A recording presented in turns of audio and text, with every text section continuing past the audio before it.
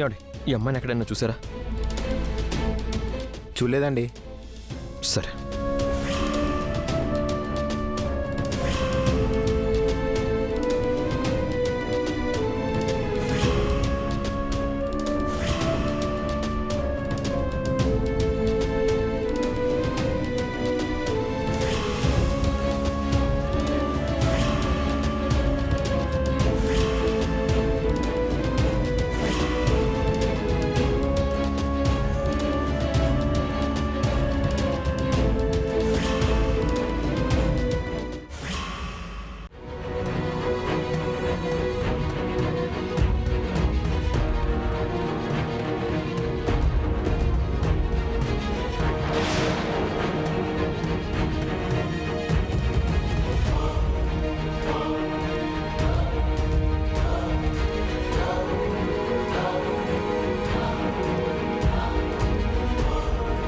అయ్యో,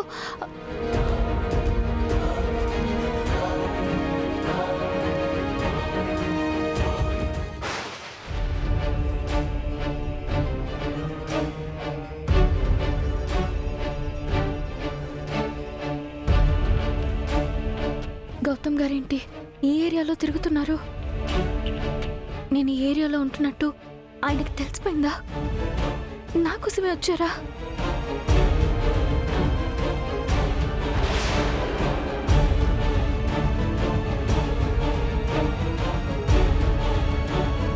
ఈసారి ఇది అహల్య చీర. ఇది అహల్యకి నేను కొనిచ్చిన చీర. అహల్య గారు, మీకు సర్ప్రైజ్ అండి. ఏంటండి? ఈరోజు నేను మీకోసం షాపింగ్ చేశాను. శారీ తీసుకొచ్చాను.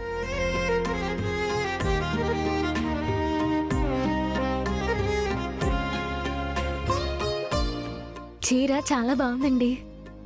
ఈ కలర్ అంటే నాకు చాలా ఇష్టం. అవునా? మీకు ఇష్టం అని తెలుసు, అందుకే తీసుకొచ్చాను. ఆ చీర నాకు గౌతమ్ గారు కొనిచ్చారు. ఈ చీర ఇక్కడ నాకు కనిపించిందంటే అహల్య ఖచ్చితంగా ఇక్కడ ఉండుంటుంది. ఒకసారి సరిగ్గా వెతకాలి. గౌతమ్ గారు ఖచ్చితంగా నన్ను వెతుక్కుంటూ వస్తారు. ఆ చీరని గుర్తుపట్టుంటారు. ఖచ్చితంగా వచ్చేస్తారు.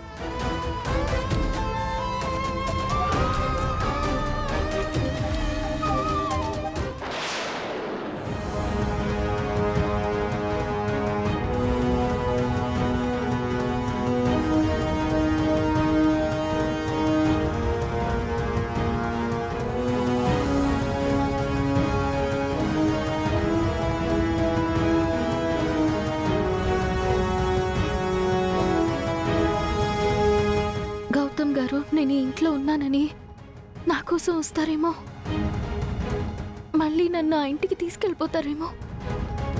ఇప్పుడు నేనేం చేయాలి?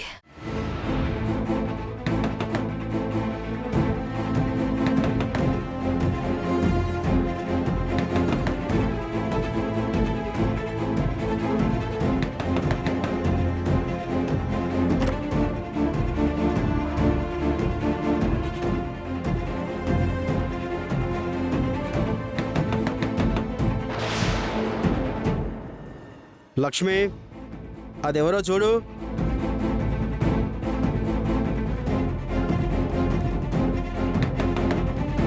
అమ్మా, నువ్వాగు, నేను వెళ్తాను.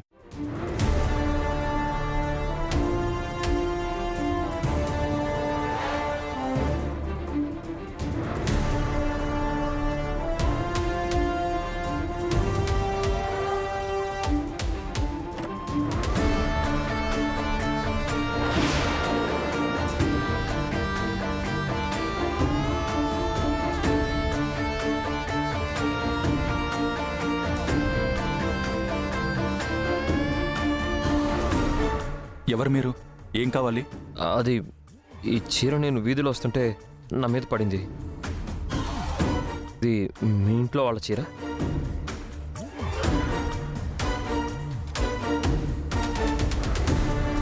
ఈ చీర మా ఇంట్లో వాళ్ళదే అని చెప్తే అహల్య ఈ ఇంట్లోనే ఉందని వీడికి డౌట్ రావచ్చు. లేదు, ఈ చీర మా ఇంట్లో వాళ్ళది కాదు. ఒకసారి మీ ఇంట్లో వాళ్ళని పిలిచి అడగండి. అమ్మా,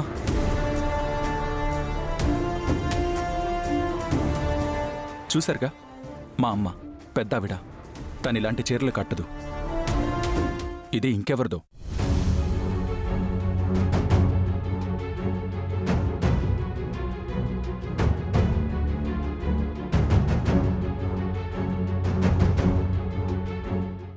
ఒక నిమిషం అండి.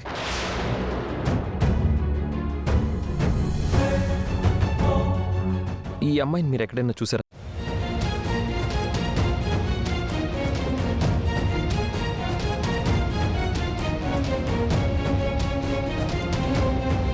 లేదు, ఈ అమ్మాయిని నేను ఎక్కడా చూడలేదు.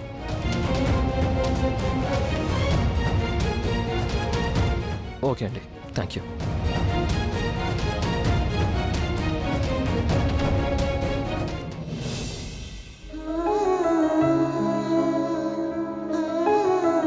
ఎవరమ్మా అతను? ఫోన్లో నీ ఫోటో చూపించి అడుగుతున్నాడు. ఆ రోజు నిన్ను రౌడీలు తరిమారు కదా, అప్పుడే నువ్వేదో ప్రమాదంలో ఉన్నావో నాకు అర్థమైంది. అందుకే కొత్త వాళ్ళు ఎవరొచ్చినా ఏం అడిగినా నేను చెప్పట్లేదు. నువ్వింట్లో ఉన్నట్టు అందుకే చెప్పలేదు. చాలా థ్యాంక్స్ అన్నయ్య. నువ్వు వచ్చినప్పటి నుంచి నిన్నేమీ అడగలేదు. కానీ ఇప్పుడు నీకోసం మనుషులు వెతుకుతున్నారు. అసలు నీ కథ ఏంటమ్మా? అసలు నీ జీవితంలో ఏం జరిగింది? ఒకసారి నాతో చెప్పమ్మా. చెప్తే నిన్ను సేవ్ చేయడం నాకు ఈజీ అవుతుంది. నా గతమంతా కష్టాలతో కూడుకున్నదన్నయ్య. కాకపోతే మీకు వివరంగా చెప్పలేను. సందర్భం వచ్చినప్పుడు మొత్తం నేనే చెప్తాను. నువ్వు చెప్పకపోయినా నాకు తెలియదనుకున్నావటే. నీ గురించి నాకు మొత్తం తెలుసు. కాకపోతే నిన్ను నమ్మించడానికి నాకేమీ తెలియదు అన్నట్టుగా అడిగాను. సరే అమ్మా, నీకిష్టం వచ్చినప్పుడే, చెప్పాలనిపించినప్పుడే నాతో చెప్పు.